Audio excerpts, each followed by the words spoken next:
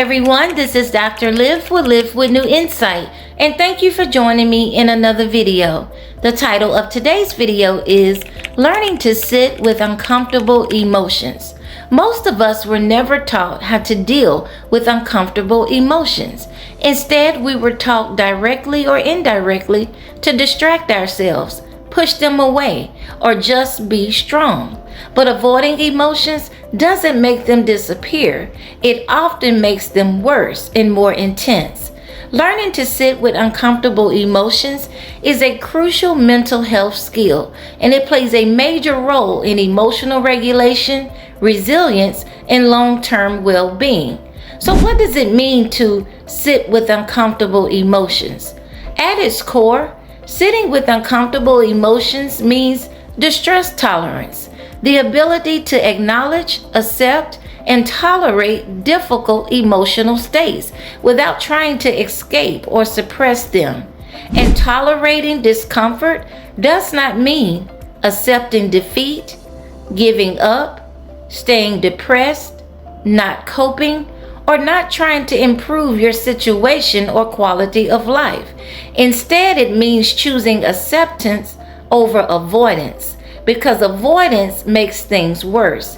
When we cope by avoiding emotions, especially the ones we don't like, we often end up internalizing them.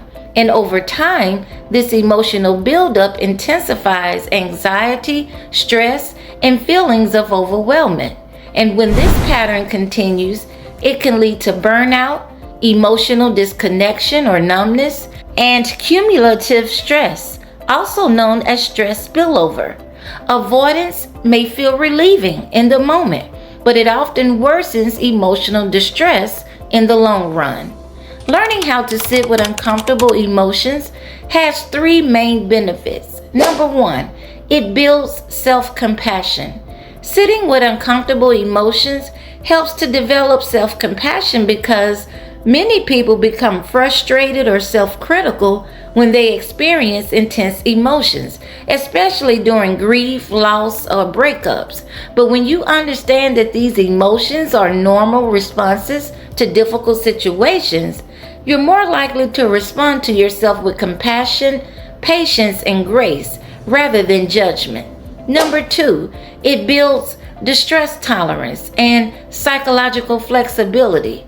Learning to sit with uncomfortable emotions also strengthens distress tolerance and psychological flexibility because you learn how to acknowledge your distressful emotions while also still functioning in healthy, meaningful ways. This allows you to cope without relying on negative coping strategies such as avoidance, numbing, and escapism. Number three, you also learn acceptance, not of the emotion itself, but of the circumstances surrounding it that you may not be able to change right now. Acceptance doesn't mean you can't change how you feel. It means recognizing what is outside of your control in the moment and responding in a way that supports your mental and emotional health. Healthy expression also matters. While it is healthy to express emotions, it is also important to do so in appropriate and effective ways. This includes using healthy communication skills and conflict resolution skills rather than emotional outbursts.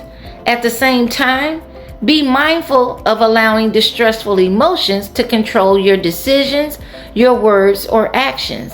When emotions lead the way, they can result in impulsive, reactive, or reckless behavior. And this is why emotional regulation is such a vital skill. Always acknowledge your emotions. Uncomfortable emotions are not a problem to be eliminated. They are signals to be understood. When you learn to sit with them rather than fight them, you build resilience, self-compassion, and the ability to move through life with greater flexibility and balance. Thanks for watching, and I'll see you in another video.